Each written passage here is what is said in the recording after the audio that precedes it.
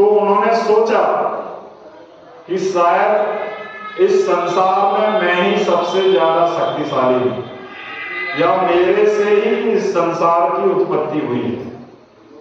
तो ब्रह्मा जी को आ गया अहंकार।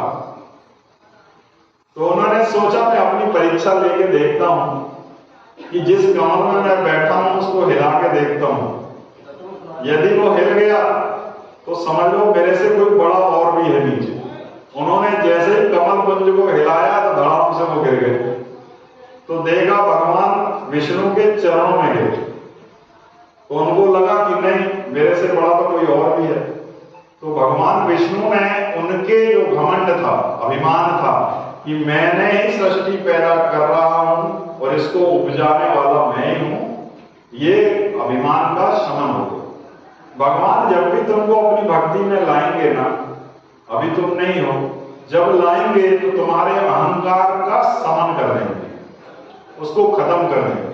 और जब तक वो अहंकार का शमन नहीं होगा, आप भगवान के शरण में नहीं जाओगे। तो ब्रह्मा जी के अभिमान का शमन हो गया। उनको लगा नहीं, मेरे से बड़े तो प्रभु हैं भगवान विष्णु। तो भगवान विष्णु से पूछा कि प्रभु, ये प्रकृति तो मैंने उत्पन्न की है, परंतु मुझे अब ये लगता है कि मैं इस सृष्टि का सबसे शक्तिशाली या सब कुछ मैं नहीं हूं, वो आप हो। तो आपके आगे भी कोई शक्ति है इस सृष्टि में? तो उन्होंने कहा नहीं, मेरे से भी आगे एक शक्ति है, वो है भगवान शिव, जो केवल शून्य है। शून्य का मतलब समझ लेना, जहां ना कोई लाभ हो ना जहां कोई हानि हो। यदि तुमने किसी को पैसा ना दिया हो ना लिया हो, जब तुम्हारा हिसाब चलता हो जाता है तो क्या लिखते हो बैलेंस शीट में? नील, अर्थात शून्य लिखते हो। यदि तुमने 10 रुपया उसको दिया, 10 तुमने वापस ले लिया, तो क्या बचा? शून्य, अर्थात कोई लेन देन नहीं बचा। इसी तरह तुम्हारे जीवन में जब तक संस्कार रहेंगे, अर्थात उन संस्कारों में जब तक पुराने जन्मों की याददाश्त रहेगी, और जब तक वो याददाश्त की वजह से तुम्हारा व्यवहार या तो हिंसक होगा, या कामुक होगा, या क्रोधी होगा, या क्षीण किस्म का होगा, या नीच किस्म का होगा, तब तक तुम धन और ऋण में ही चलोगे, तुम शून्य नहीं हो सकते। शून्य का मतलब होता है मुक्ति, और वो शून्य की प्राप्ति यदि तुमने कर लिए तो समझ लीजिए मुक्ति पाकर के परम तत्व में तुम विलीन हो गए। अब तुम्हारा धन और ऋण कैसे चल रहा है? पुराने जन्मों में तुमने सिंह का रूप लिया, शेर का रूप लिया, तुमने कई हिरणों को, गायों को मार के खा गए। जब तुमको इस जन्म में तुमको मनुष्य का जन्म मिला, परंतु वो पुराने संस्कार, मेमोरी जो तुम्हारे अंदर है, जैसे कहते हैं ना कि आदत ऐसे ही नहीं जाती। यदि कोई चोर है तो वो कई जन्मों से चोर है, समझ लेना। यदि तुम पुण्यात्मा हो तो कई जन्मों से तुम इसी रास्ते में चले आ रहे हो, इसीलिए तुम पुण्यात्मा हो। कई जन्मों से तुम धर्म करते आ रहे हो, इसलिए तुम यहां खड़े हो। अधिकतर लोग आपके साथ नहीं है, क्योंकि वो पुण्यात्मा जो नहीं रहते हैं, वो केवल कर्म और भोग में ही अपना जीवन बिता देते हैं। तो मोक्ष अर्थात शून्य, शून्य अर्थात शिव। अब तुम्हारे जो जन्म चले आ रहे हैं, पिछला जन्म शेर का रहा, तुमने बहुत लोगों को मारा, तुम्हारी आदत भी वैसी हो गई, किसी को डांटने की, मारने की, नोचने की, खाने की, तो इस जन्म में भी तुम्हारा व्यवहार वैसा ही रहेगा। जो व्यक्ति अत्यधिक क्रोधी है, जो व्यक्ति अत्यधिक चोरी प्रकृति का है, जो व्यक्ति अत्यधिक धार्मिक है, तो वो जो पूर्व जन्म में जो उसके जन्म है उसके गुण रहते हैं। परंतु यदि इस जन्म में तुमको समझ में आ जाए कि तुमको करना क्या है, अपने पुराने जन्म के संस्कारों का यदि तुमको समन करना है, खत्म करना है, ऋण और धन को शून्य करना है, अर्थात जो तुमने लिया है या जो दिया है, जब तक वो शून्य नहीं होगा तुम शिव में विलीन नहीं हो सकते। और जो बहुत लोग कह देते हैं कि वो वैकुंठ धाम चले गए, बहुत बड़ी गलतफहमी में है। तुम यदि समाधि तुम्हारी लगेगी ना तो जीते जी लगेगी, मरने के बाद तो कुछ नहीं लगेगा। केवल हाकिनी देवी जो यहाँ बैठी है, तुमने जो कर्म किए, दो देवी तुम्हारे जीवन का निर्धारण करती हैं, यहाँ बैठने वाली साकिनी और यहाँ बैठने वाली हाकिनी। साकिनी क्या करेगी? तुमने जो जीवन भर खाया है इस जन्म में, पूर्व जन्म में, मटन मुर्गा जो भी खाया हो, जो शराब पी हो, उसके अनुसार ये साकिनी देवी इस जन्म में तुमको रोक देगी। चाहे यदि अभिमान ज्यादा किया है तो हड्डियों के दर्द मिलेंगे, क्रोध ज्यादा किया है तो ब्लड प्रेशर की शिकायत, हार्ट अटैक मिलेगा। यदि तुम्हारा मन सदैव शांत रहा है तो फिर तुम निरोगी रहोगे। तो ये जो शाकिनी देवी जो है, जो तुम खाते हो, उसके अनुसार रोग का निर्धारण तुम्हारे जीवन में इस जन्म में करती है।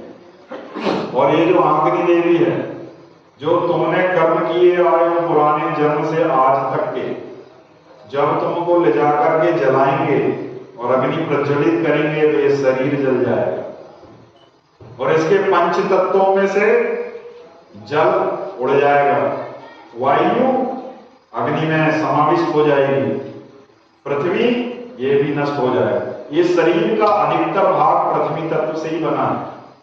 तुम जो भारी दिखते हो ना, वजन तोलो अपना कितना, और यदि तुम ज्यादा भारी होते जा रहे हो, समझ लो तुम्हारा वजन और बढ़ते जा रहा, तो समझ लो कि तुम में पृथ्वी तत्व बहुत ज्यादा है।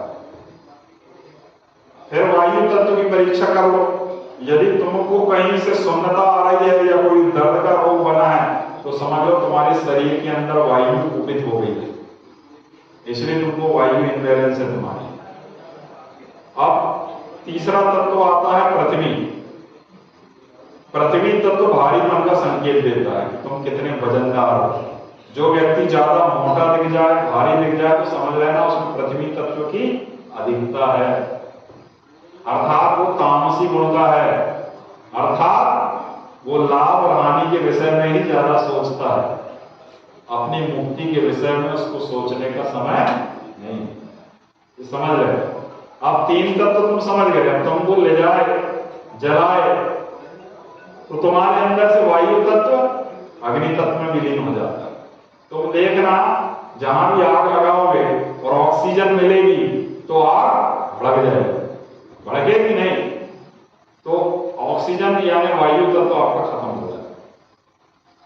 फिर पृथ्वी तत्व, ये मोटा जो शरीर थोड़ा मांस ये जो बना है, इसको ये जब जल के राख हो जाएगा तो समझ लो पृथ्वी तत्व गया। तीसरा तत्व इसमें बसता है जल तत्व। जल को जैसे ही अग्नि के संपर्क में वो आता है तो जल भी उड़ जाता है। तो तीन तत्व तो तुम्हारे शरीर से खत्म हो गए। अब केवल दो बचे। एक आकाश जो ब्रह्मरंध्र में जहां रहता है आकाश, और दूसरा तत्व बचा अग्नि। अग्नि मतलब फिर वहीं आ गए एनर्जी, E बराबर mc², यानी ऊर्जा का रूपांतरण जो होता है। तो वो जो एनर्जी जो अंदर आपके है वो आत्मा कहलाती है, और वो आत्मा अग्नि का स्वरूप है। मैं यदि तुमको आंखों से अपनी ऐसे देख रहा हूं तो समझ लेना मैं नहीं देख रहा हूं, ये आंखें अर्थात अग्नि अर्थात आत्मा देख रही। आत्मा का देखने का शरीर में, भौतिक शरीर में एक ही नजरिया है, आंखों से देखती है। मान के चलो मैंने तुमको क्रोध से देख लिया, तो भले किसी ने भी देखा हो, मैंने नहीं किसी ने भी देखा हो, यदि तुमको देख करके किसी के अंदर हे दृष्टि आई हो, ये बदमाश आदमी है, इसको ऐसा हो जाएगा ऐसा, और आंखों से आंखें मिला रहा हो, तो तुम पे उसका जरूर प्रभाव पड़ेगा, ये ध्यान रखना। इसलिए नीच व्यक्तित्व से कभी बहस मत करो, क्योंकि बहस करोगे तो आंख से आंख जरूर मिलाओगे और तुम्हारी अग्नि उससे क्षीण हो जाएगी, और जितनी अग्नि क्षीण होते जाएगी तुमको चश्मा लगते जाएगा। ये भी ध्यान रखो, क्योंकि आंखें अग्नि का स्वरूप है, और ये जितनी कमजोर होते जाएंगे, जो भी व्यक्ति आध्यात्मिक होता है उसके अंदर जो तेज होता है वो उनकी आंखों से ही झलकता है। क्योंकि बहुत सारे लोग जब आते हैं मिलने, जिनको प्रेत और भूत रहते हैं, वो यहां तक आते हैं और नजर हमारी वहां पड़ती है, वो वहीं से लौट जाते हैं। क्योंकि जो प्रकाश निकलता है उस प्रकाश से वो आत्मा जलने लगती है। वो इसलिए जलने लगती है कि वो प्रेत आत्मा, उसने बुरे कर्म किए और उसकी अग्नि मलिन हो चुकी होती है। और जब यहां से जो अग्नि आंखों के देखने के रूप में जब उस पर पड़ती है तो वो जलने लगता है और वहां से उस जगह को छोड़ के भाग जाता। इसलिए जहां भी आप विपत्ति में यदि घिरे हो और आपके आसपास कोई संत प्रवृत्ति का आदमी आ गया या आपके घर में चला गया धोखे से, तो समझ लेना आपके घर से समूल नकारात्मक ऊर्जा खत्म हो गई। इसलिए जो सही संत होते हैं उनकी पहचान होती है उनकी आंखों से और उनकी नाक से। अब ये बड़ा मूल रहस्य है, इसको मैं समझाऊंगा नहीं, क्योंकि इसको समझा दिया तो समझ लो तुम ब्रह्म की प्राप्ति कर ली। ये अनुभव की चीजें, अनुभव में ये चीजें आना चाहिए। तुम्हारा अनुभव, तुम्हारे सिद्धांत और तुम्हारे कार्य यदि सही है तो तुमको दिशा अवश्य सही मिलेगी। और मैं बार बार बताऊं, जब ये दो तत्व जल, तीन तत्व जल जाते हैं तो बचता है अग्नि और आकाश। आकाश और अग्नि तत्व ही आत्मा में सम्मिलित होते हैं, बाकी कुछ नहीं होता। आकाश